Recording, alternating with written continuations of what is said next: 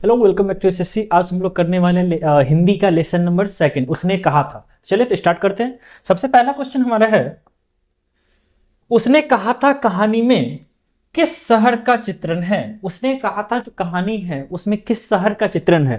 तो सबसे पहले ये जगह है एक पंजाब। ये कौन सा जगह है? पंजाब। पंजाब का एक छोटा सा जगह है जिसका नाम है अमृतसर। अमृतसर जो है इसका आंसर हो जाएगा। इसका आंसर क्या हो जाएगा? अमृतसर हो जाएगा। नेक्स्ट, लहना सिंह के गांव का क्या नाम था? लहना सिंह का जो है, लहना सिंह के गांव का क्या नाम है? लहना सिंह का गांव का क्या नाम है? तो इसका गांव का नाम है मांझे। क्या नाम है? मांझे। याद रखिएगा। लहना सिंह किस पद पर था? लहना सिंह मांझे गांव से है और पूछेगा किस पद पर था। तो इसका पद था जमादार का। कौन सा पद है? तो जमादार का पद है। नेक्स्ट, लहना सिंह की मृत्यु किसकी गोद में हो गई? किसकी गोद में? जब अंत में जब युद्ध खत्म हो रहा है तो उस समय में किसकी गोद में लहना सिंह का मृत्यु होता है? तो किसका गोद में हो गया था? वजीरा सिंह के गोद में। किसके गोद में? वजीरा सिंह के गोद में। नेक्स्ट क्वेश्चन, पलटन का विदूषक कौन था? वो जो पलटन था उसका विदूषक कौन था? तो उसका विदूषक था लहना सिंह। कौन था? लहना सिंह था। नेक्स्ट, सूबेदार हजारा सिंह के लड़के का क्या नाम था? ये जो सूबेदार हजारा सिंह है उसका लड़का का क्या नाम है? तो उसके लड़के का नाम क्या था? बोधा। क्या नाम था? बोधा। नेक्स्ट, भारतीय सिपाहियों का किसके साथ संघर्ष हुआ था? किसके साथ संघर्ष चल रहा था? तो जर्मनों के साथ।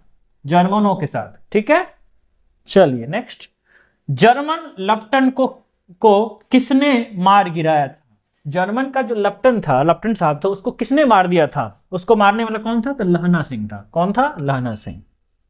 नेक्स्ट, सिख राइफल के जमादार लहना सिंह का नंबर क्या था? उसका राइफल नंबर कितना था? तो राइफल नंबर था 7777। सरकार ने सूबेदार को जमीन कहां दी? सरकार ने सूबेदार को इनाम के रूप में जमीन कहां दिया था? लायलपुर में। कहां पे? लायलपुर में। जब युद्ध खत्म हो गया तो एज अ रिवॉर्ड जो गवर्नमेंट जो है उस आर्मी को यानी सूबेदार को जमीन कहां दिया था? लायलपुर में दिया। नेक्स्ट, गुलेरी जी का जन्म कहां हुआ? चंद्रधर शर्मा गुलेरी जो उसने कहा था का जो लेखक है उसका जन्म कहां पर हुआ था? तो यहां पर जयपुर राजस्थान में। कहां पे? जयपुर राजस्थान में। सुखमय जीवन किसकी रचना है? सुखमय जीवन भी जो रचना है वो चंद्रधर शर्मा गुलेरी का ही है। गुलेरी का ही है, या इसको आप गुलेरी जी भी लिख सकते हैं। गुलेरी जी।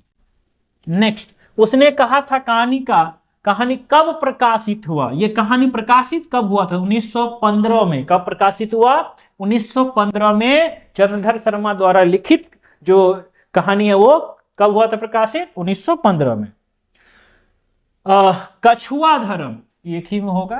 कछुआ धर्म किसकी कृति है? कछुआ धर्म किसकी है? तो वही गुलेरी जी का है। किसका है? गुलेरी जी का। नेक्स्ट, पुरानी हिंदी किसकी रचना है? पुरानी हिंदी एक है हिंदी प्रदीप, वो है बालकृष्ण भट्ट के द्वारा रचित, और यह है पुरानी हिंदी। पुरानी हिंदी का भी लेखक है गुलेरी जी। नेक्स्ट, कौन सा निबंध गुलेरी जी कौन सा निबंध गुलेरी रचित नहीं है? इनमें से कौन सा गुलेरी जी का नहीं है? देखिए, देवनागरी है, पुरानी हिंदी है, अभी थोड़ी देर पहले मोरलेस मोही कुठाब ये भी है। कौन सा नहीं है? तो नहीं है वाला में ऑप्शन क्या हो जाएगा आपका? ये मजदूरी और प्रेम। नेक्स्ट, कुरमई का अर्थ क्या हो जाता है? कुरमई का अर्थ होता है एंगेजमेंट। क्या होता है? एंगेजमेंट, यानी कि सगाई हो जाना, मंगनी हो जाना। ठीक है, चलिए नेक्स्ट, बोधा कौन था? पूछ रहा है कि बोधा कौन था? तो सूबेदार हजारा सिंह का बेटा था। सूबेदार हजारा सिंह का बेटा का क्या नाम था? तो बोधा था। ठीक है, नेक्स्ट क्वेश्चन, चंद्रधर शर्मा गुलेरी की कहानी कौन सी है? इनमें से चंद्रधर शर्मा गुलेरी कौन सी है? गुलेरी जी का रचना कौन सा है? तो उसने कहा था। नेक्स्ट, कौन सी कहानी चंद्रधर शर्मा गुलेरी की रचना में नहीं है? कौन सा रचना नहीं है? तो कफन। बाद बाकी सुखमय जीवन, बुद्धू का कांटा, उसने कहा था, ये सभी उन्होंने ही लिखा था। लेकिन कौन सा नहीं है पूछा है ना, तो कौन सा हो जाएगा? कफन। गुलेरी जी किस गांव के मूल निवासी थे? गुलेरी जी किस गांव के मूल निवासी थे? तो गुलेर के। किसके थे? गुलेर के। ठीक। उसने कहा था कहानी के कहानीकार कौन है? इसके कहानीकार कौन है? बालकृष्ण भट्ट है क्या? नहीं है। भगत सिंह है क्या? नहीं है। कौन है? तो चंद्र शर्मा गुलेरी है। नेक्स्ट, चंद्र शर्मा गुलेरी किस युग के कहानीकार है? किस युग के हैं? द्विवेदी युग के। कौन से युग? द्विवेदी।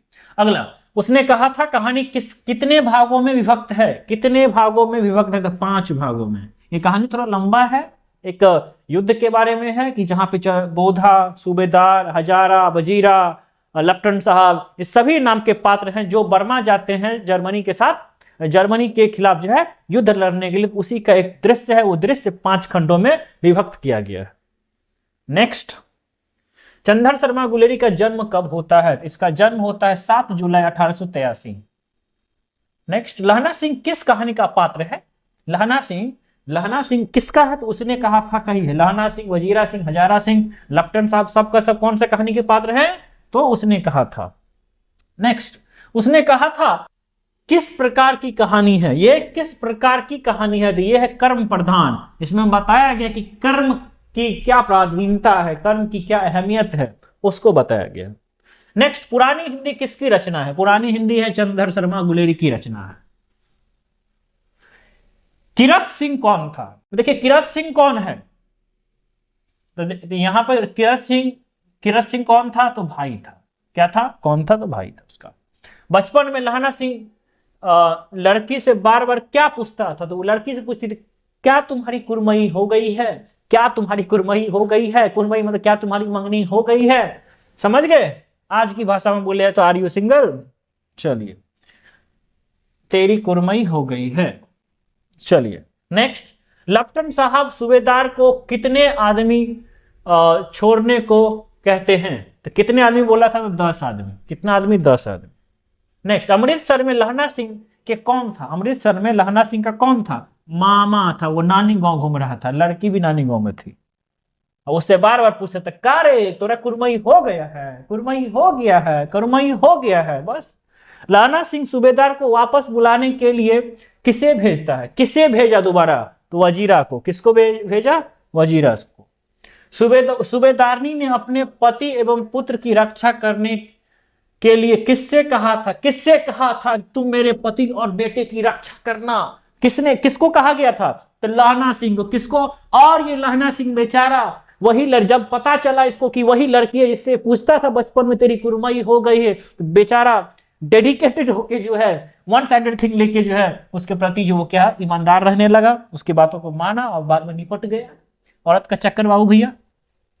लहना सिंह का सिर अपने गोद में लेकर कौन बैठा था? कौन बैठा था? तो वजीरा बैठा था। कौन बैठा था? वजीरा बैठा था। ठीक है, इस कहानी में अपने लोग जो है ऑब्जेक्टिव क्वेश्चन कर लिए। अब चलते हैं नेक्स्ट चैप्टर की ओर।